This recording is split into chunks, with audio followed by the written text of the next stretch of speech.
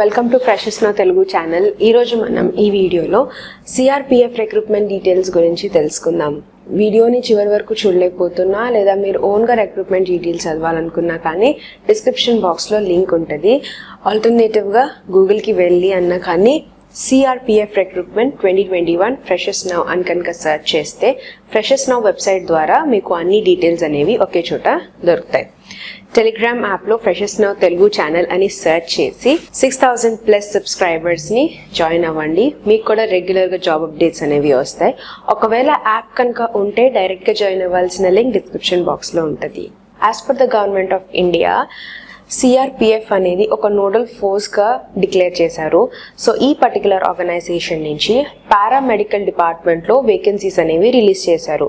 ఈ వేకెన్సీస్ అనేవి మనకి retired CAPS and ex service ఫోర్స్లో మేల్ అండ్ ఫీమేల్ క్యాండిడేట్స్కి వేకెన్సీస్ అనేవి అవైలబుల్గా ఉన్నాయి. ఈ వేకెన్సీస్ అనేవి కాంట్రాక్చువల్ బేసిస్ మీద అపాయింట్మెంట్ చేస్తారు. సో ఎవరైతే మీరు సిఏపిఎఫ్స్ రిటైర్డ్ అయి ఉన్నారో లేదా ఎక్స్ ఆర్మ్డ్ ఫోర్స్ నుంచి మీరు రిటైర్డ్ అయి ఉన్నారో మీరు ఎలిజిబుల్ టు అప్లై. సో ఇది ఒక డైరెక్ట్ వాక్-ఇన్ ఇంటర్వ్యూ బేసిస్ మీద సెలెక్షన్ అనేది జరుగుతుంది. అండ్ ఇంకా ఇన్ డీటెయిల్డ్ ప్రొసీజర్ అండ్ దీనికి కావాల్సిన క్రైటీరియా ఏంటి, సెలెక్షన్ ఏంటి, ఇదంతా మీకు అఫీషియల్ నోటిఫికేషన్ ద్వారా తెలుస్తుంది. ఫస్ట్ ఇది మీకు అఫీషియల్ నోటిఫికేషన్. మీకు స్టార్టింగ్లో advertisement walk in interview in CRPF అని క్లియర్గా మెన్షన్ చేశారు. అండ్ ఆల్సో ఇమీడియట్గా మీకు paramedical staff on contractual basis మీదే అపాయింట్మెంట్ అనేసి ఉంటుందని కూడా బోల్డ్ లెటర్స్లో మెన్షన్ చేశారు. సో ఇది retired CAPFs and also ex arm forces personnel వాళ్ళకి ఈ పర్టికులర్ వేకెన్సీస్ అనేవి అవైలబుల్గా ఉన్నాయి. So the retired personnel of CAPFs, AR and arm forces ఎవరైతే up to the age of 62 మీరు పారామెడికల్ క్యాడర్ డ్యూటీస్కి 1 year వరకు చేసుకోవచ్చు. సో 1 year పీరియడ్కి మీకు సిఏపిఎఫ్స్లో అండ్ ఏఆర్ కేటగిరీ వాళ్ళకి మీకు వేకెన్సీస్ అనేవి ఉన్నాయి. And appointment and remuneration of such appointees మీకు డిపార్ట్మెంట్ ఆఫ్ ఎక్స్పెండిచర్స్ మీద రెగ్యులేట్ అవుతుంది. Dated 9th of December 2020. And regulating remuneration అనేది కాంట్రాక్ట్ అపాయింట్మెంట్ మీద సెంట్రల్ గవర్నమెంట్ బేసిస్ మీద last drawn pension plus transport allowance not exceeding the rate of applicable బట్టి మీకు pay అనేది ఇవ్వబడుతుంది. సిఏపిఎఫ్స్ కి సంబంధించిన వేకెన్సీస్ అనేవి కేటగిరీ వైజ్ డివిజన్ చేశారు. సో ఈ కేటగిరీస్ కనుక చూస్తే AR, BSF, CRPF, ITBP and SSB. And దీంట్లో మళ్ళీ మీకు డివిజన్ ర్యాంక్ వైజ్ని బట్టి ఉంటుంది. ర్యాంక్ని బట్టి మీకు వేకెన్సీ నెంబర్ ఇచ్చారు.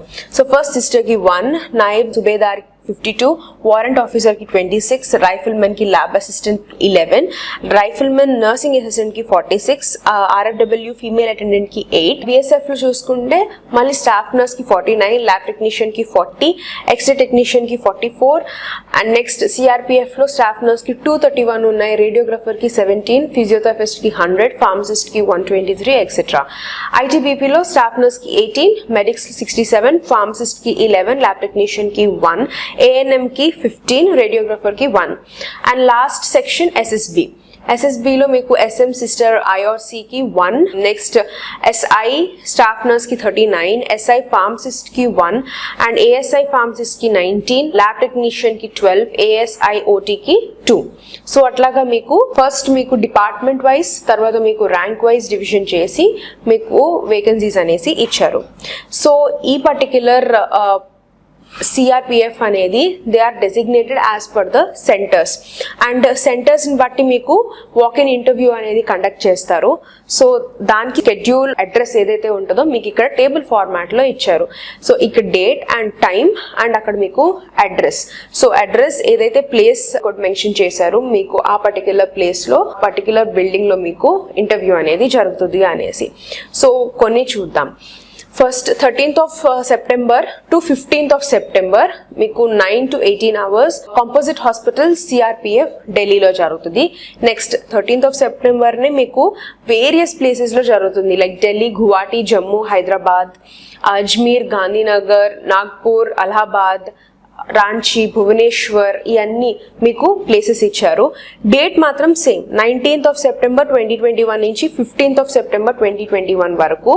సో మీరు ఏదైతే ప్లేసెస్కి బిలాంగ్ అవుతున్నారో ఆ ప్లేసెస్కి బట్టి కాంపోజిట్ హాస్పిటల్ CRPF అన్న ప్లేస్కి కనుక మీరు వెన్యూకి కనుక నోట్ డౌన్ చేసుకుని వెళ్తే మీకు వాక్-ఇన్ ఇంటర్వ్యూ అనేది కండక్ట్ చేస్తారు. So on completion of the tenure contract అనేది ల్యాప్స్ అయిపోతుంది ఆటోమేటిక్గా. హౌఎవర్ అపాయింట్మెంట్ అనేది ఎనీ టైం టర్మినేట్ చేయొచ్చు. 1 month నోటీస్ అనేది ఇస్తారు by paying 1 month's notice are 1 month salary అనేది. సో ఒకసారి ల్యాప్స్ అయిపోయే ముందు కానీ టర్మినేట్ చేసే ఛాన్సెస్ కూడా ఉంటాయి. అప్పుడు మీకు 1 month నోటీస్ అనేది ముందుగానే ఇస్తారు. మీ అపాయింట్మెంట్ అయిన తర్వాత మీరు ఎట్లాంటి బెనిఫిట్స్ కి ఎంటైటిల్ అవ్వరు, లైక్ ప్రొవిడెంట్ ఫండ్ కానీ, పెన్షన్ కానీ, మెడికల్ అటెండెన్స్ కానీ, ట్రీట్మెంట్ కానీ, సీనియారిటీ కానీ, ప్రమోషన్స్ కానీ, ఇట్లాంటివి. Any other benefits available to the government servant appointment on the regular basis. The appointee will not be granted any claim. సో మీకు ఎట్లాంటి బెనిఫిట్స్ ఉండవు. అట్లానే మీకు ఫర్దర్ గా రెగ్యులర్ ఫుల్ టైమ్ ఎంప్లాయీకి ఎట్లాగైతే బెనిఫిట్స్ వస్తాయో అవి కూడా మీకు అప్లికబుల్ అవ్వవు. Next, working hours of the appointee అనేది according to the organisation schedule ని బట్టి ఉంటుంది. అండ్ ఇది ఒక ఫిక్స్డ్ కాంపోనెంట్ అథారిటీ కింద వర్కింగ్ అవర్స్ ఉంటాయి.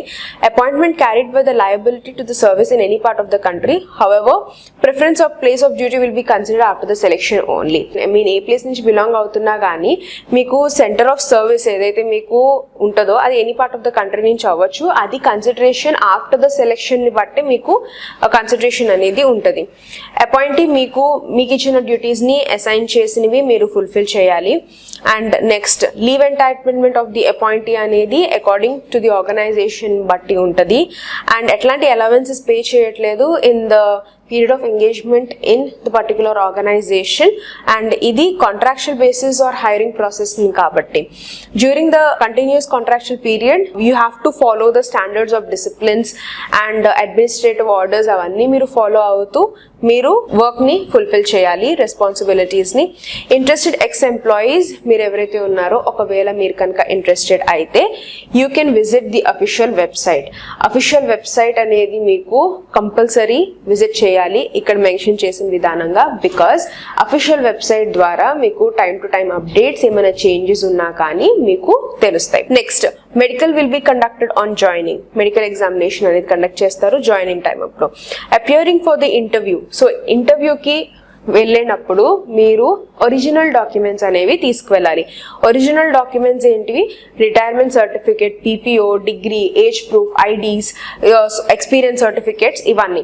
అండ్ అప్లికేషన్ అనేది ఇన్ ప్లెయిన్ పేపర్ మీద super scripting in the name of the post applied and 3 passport size photographs తో పాటు మీ అప్లికేషన్ అండ్ దాంతో పాటు రెలవెంట్ గా డాక్యుమెంట్స్ అనేవి మీరు తీసుకువెళ్ళాలి. అండ్ ఇందాక చెప్పిన విధానంగా మెడికల్ ఎగ్జామినేషన్ అనేది జాయినింగ్ అప్పుడు కండక్ట్ చేస్తారు. అండ్ ఇంకా ఫర్దర్ గా ఇన్స్ట్రక్షన్స్ మీకు టైం టు టైం తెలియాలి అంటే ఇక్కడ అఫీషియల్ వెబ్సైట్ ఇచ్చారు, చెక్ చేయడం మర్చిపోకండి. బికాజ్ ఫర్దర్ గా ఏం అప్డేట్స్ ఉన్నా కానీ ఈ రిక్రూట్మెంట్ కి సంబంధించినవి అన్ని మీకు అఫీషియల్ వెబ్సైట్ లోనే ఫస్ట్ రిలీజ్ చేస్తారు కాబట్టి. ఇంకేమైనా డౌట్స్ లేదా క్లారిఫికేషన్స్ కనుక కావాలి అనుకుంటే కామెంట్ సెక్షన్ లో కామెంట్ చేయండి. సబ్స్క్రైబ్ టు ఫ్రెషర్స్ నా Telugu channel and thank you for watching.